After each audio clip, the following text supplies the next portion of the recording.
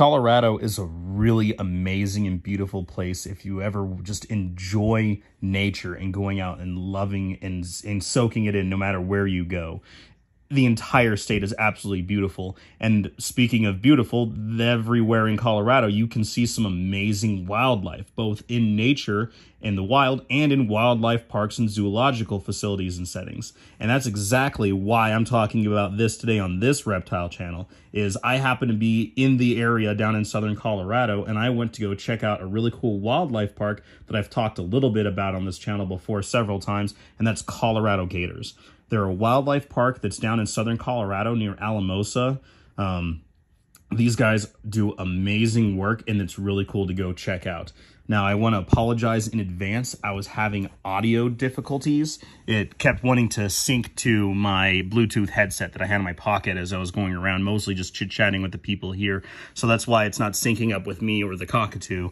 So apologies in advance for that. But I just wanted to just kind of show off some really cool animals and the facility and talk a little bit about what they're doing. I've mentioned them quite a few times in other videos, as I mentioned earlier. So this is just kind of a little bit of clips of just me talking with them in the background, but I think that'll still be pretty cool. They have quite a few different varieties of species represented here, as well as a lot of other really cool information and specimens. Now, almost every single one of them is either a rescue or a surrender or something similar, or a donation. So like these sulcata tortoises here, everybody wants a little baby sulcata tortoise, and then they're no longer able to keep them or house them well, or they have animals like these rattlesnakes or alligators that aren't being kept legally in the different places. And that includes not just Colorado, but around the US.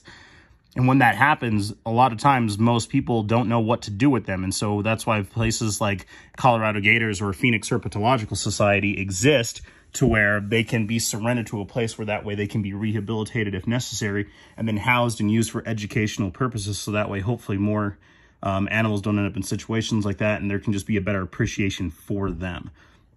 And as I said before, quite a few different species of animals here. Like, you know, this reticulated python, it was purchased by somebody who really liked them, but, you know, they're not small animals. They can be very, very large, and unless, you know, you have a little bit of experience, they can be dangerous, just like a very large dog.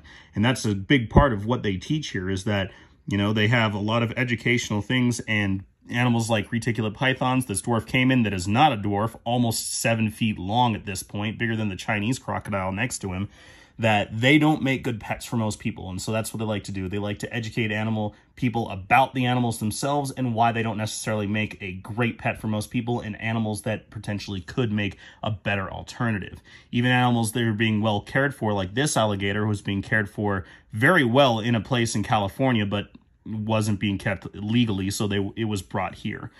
This is one of their large greenhouses. As I said before, they used to be a tilapia farm, but now they're this wildlife park, but they still do produce tilapia, and you can even go buy some if you wanted to while you were there.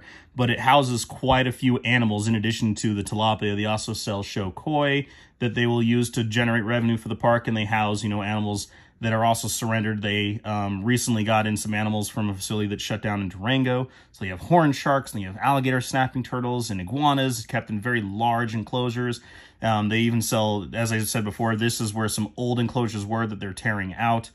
They were doing a whole bunch of really cool stuff, and so they're just upgrading and growing in size all the time, which is absolutely amazing. So these are all the alligators that you can go see right now. You know, this is December when I'm here. So the waters here don't freeze over for the most part in the larger ponds because it's being fed through a geothermal spring. And as you can see here, I probably get along well with these guys because they have a similar sense of humor. So, in fact, the warmers here are warmer than they would be in like Mississippi or Florida or Louisiana.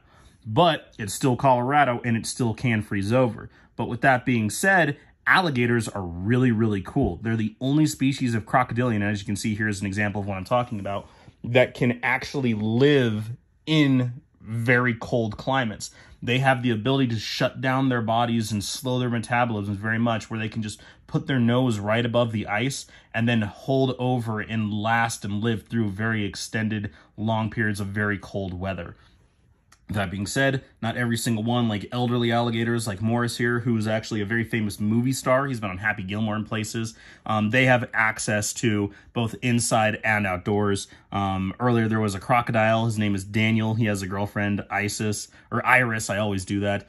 They have access to both in and out because they require a little bit more basking in sun than a lot of alligators do, but they also need a little warmer temps, so that's why they have access in and out like a lot of other zoos have in and outdoor areas for them to be able to get into. Do you remember in the Lake Placid video where I mentioned that alligators and crocodiles could be up in trees? Well, here's a caiman that's just hanging out in a tree.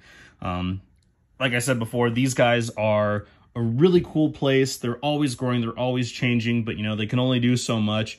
And so if you guys are ever in southern Colorado, if you want to go check out the Great Sand Dunes National Park, which is really cool, they're really close to there. You can make a whole weekend of it. Hopefully you guys are having a great day. I hope you enjoyed this video and just seeing some really cool animals. I know I always do, which is why I made a point to stop there. Hope you're having a great day, and we'll check you next time.